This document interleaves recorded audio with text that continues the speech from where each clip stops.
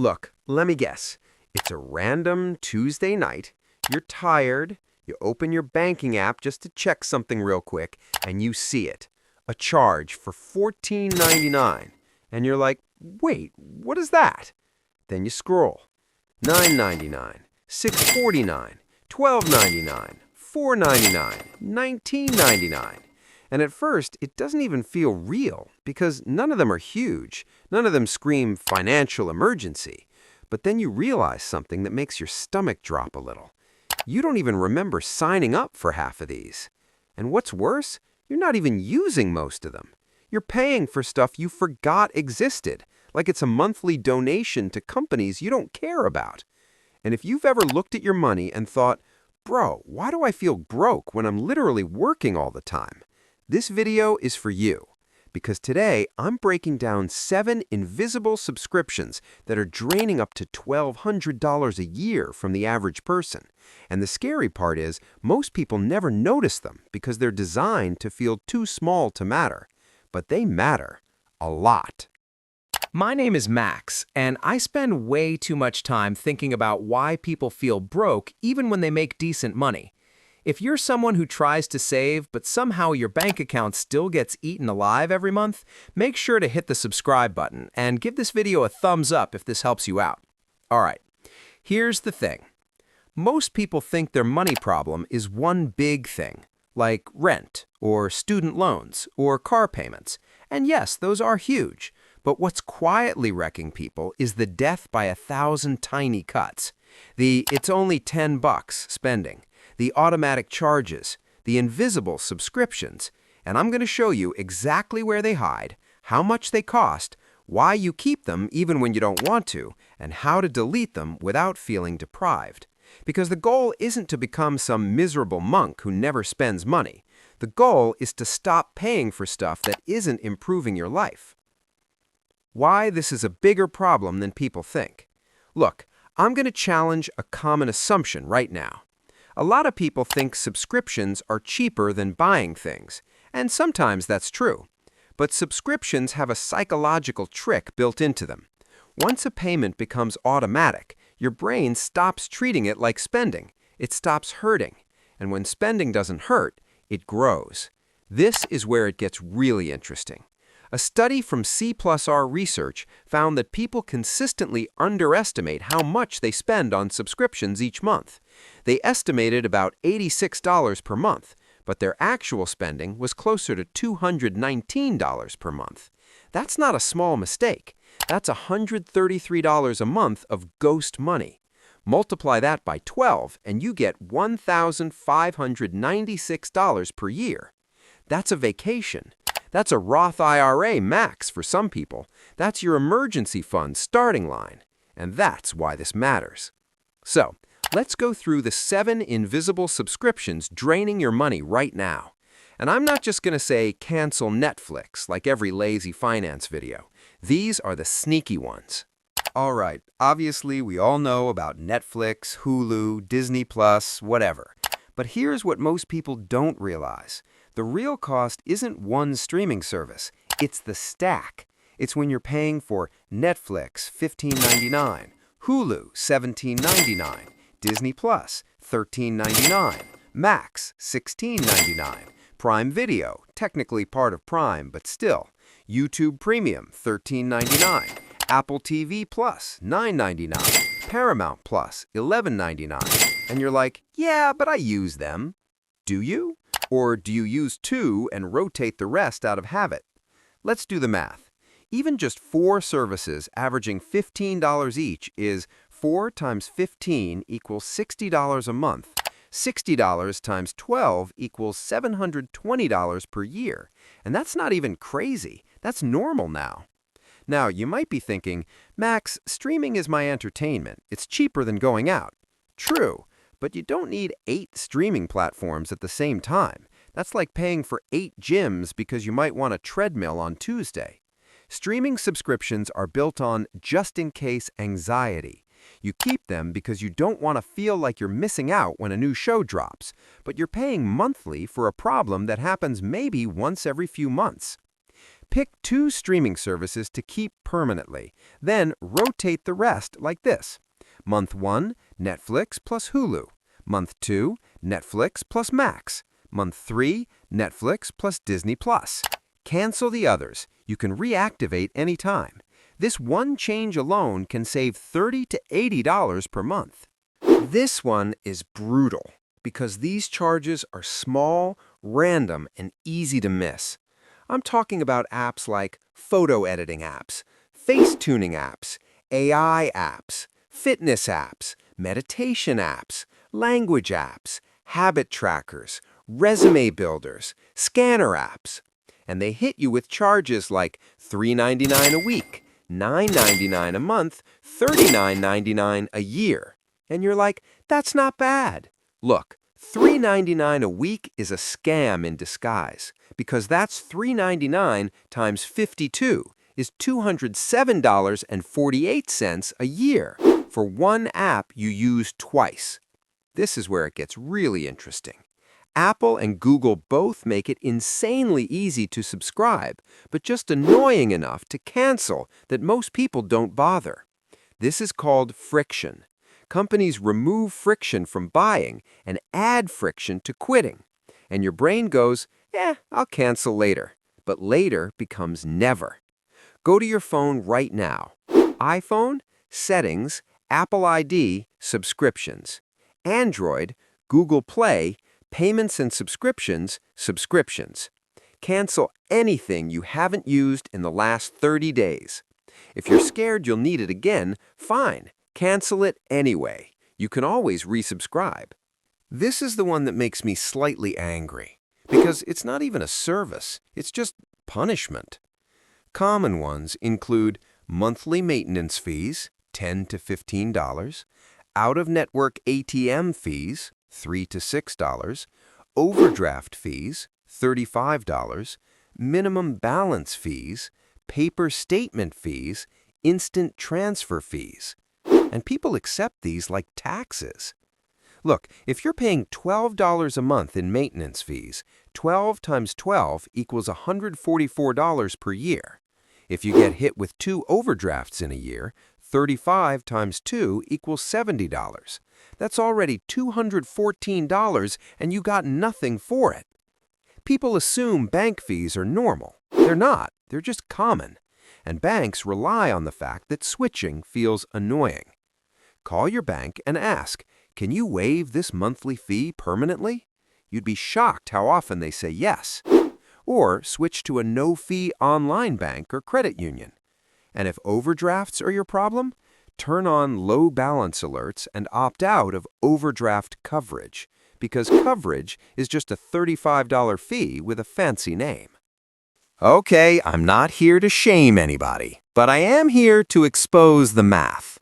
The average gym membership is often around $30 to $70 a month, and boutique gyms can be $150 plus.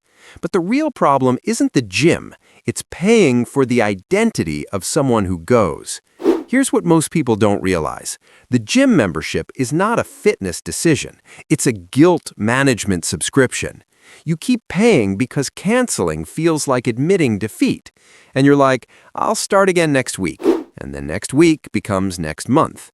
Let's say you pay $50 a month. That's 50 times 12 equals $600 per year. And if you go once a week, that's 52 visits. 600 divided by 52 equals $11.54 per visit. Not terrible. But if you go once a month, 600 divided by 12 equals $50 per workout. That is insane.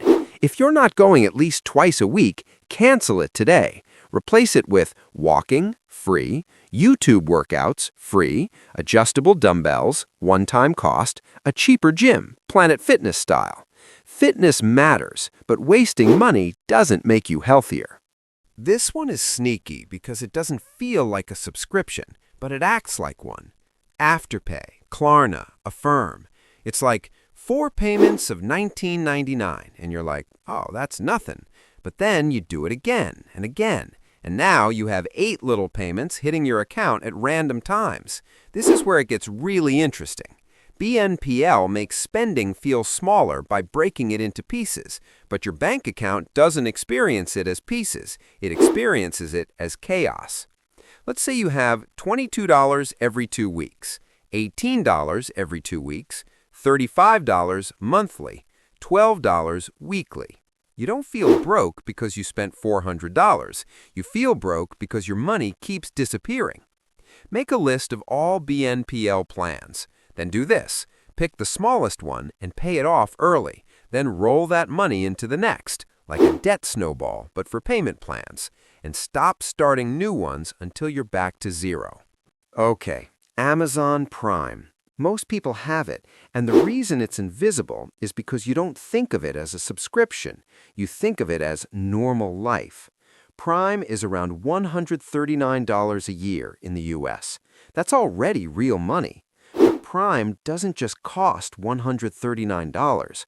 Prime costs what it causes, because Prime turns waiting into pain. Without Prime, you think, do I really need this? With Prime, you think, it'll be here tomorrow. And then you buy stuff you never would have bought if shipping took a week. That's the real subscription. Not Prime, it's impulse.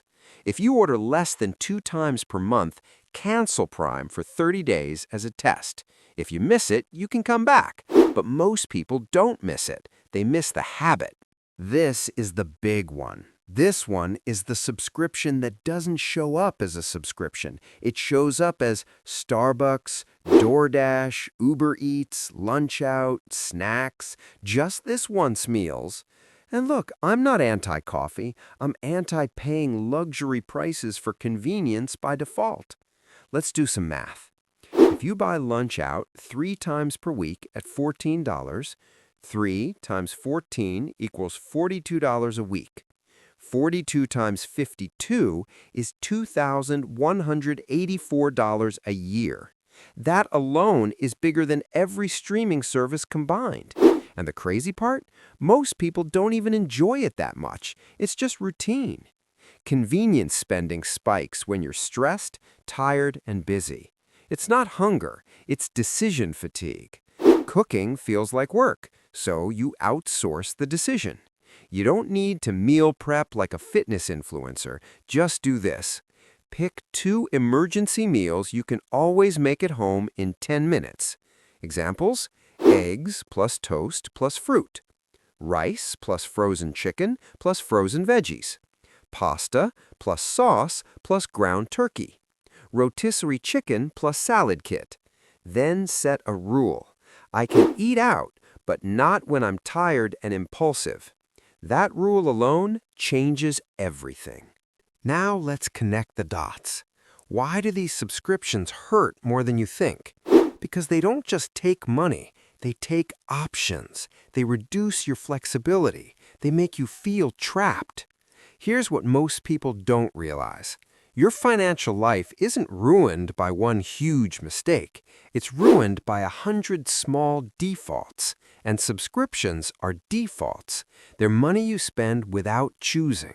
And when you stop choosing, you stop building wealth. A simple $1,200 a year example. Let's say you cancel enough invisible subscriptions to save $100 a month. That's 100 times 12 equals $1,200 a year. Now, if you invest $100 a month in a basic index fund, earning an average of 8% annually, in 10 years, that's roughly $18,000 plus. In 20 years, it's around $55,000 plus. And that's from canceling stuff you didn't even care about. This is why I get frustrated, because people think investing is only for rich people. But the truth is, most people already have investing money. It's just trapped in invisible spending. All right, here's the plan. This is the exact system I want you to follow. Step 1, find every subscription. Go through bank statements, last 60 days, credit card statements, Apple subscriptions, Google subscriptions, PayPal recurring payments, Amazon memberships. Step 2, sort them into 3 categories. Must keep, genuinely improves life weekly. Nice to have, you use sometimes. What even is this? Cancel immediately. Step 3. Cancel 3 today. Not tomorrow, not soon, today. Even if you save only $27 a month, that's still 27 times 12 equals $324 a year. That's progress. Step 4. Replace, don't just remove. If you cancel entertainment, replace with free entertainment. If you cancel gym, replace with walking. If you cancel food delivery, replace with emergency meals, because your brain hates a vacuum. Step 5. Set a subscription cap. This is where it gets really interesting. Give yourself a subscription budget, like $50 a month max. And if you want a new one, you have to cancel one first, like a roster. No exceptions. Let me tell you what happens to most people. They don't wake up and decide to waste money. They just get busy. They get stressed. They get tired. And slowly, their life becomes a bunch of helpful shortcuts.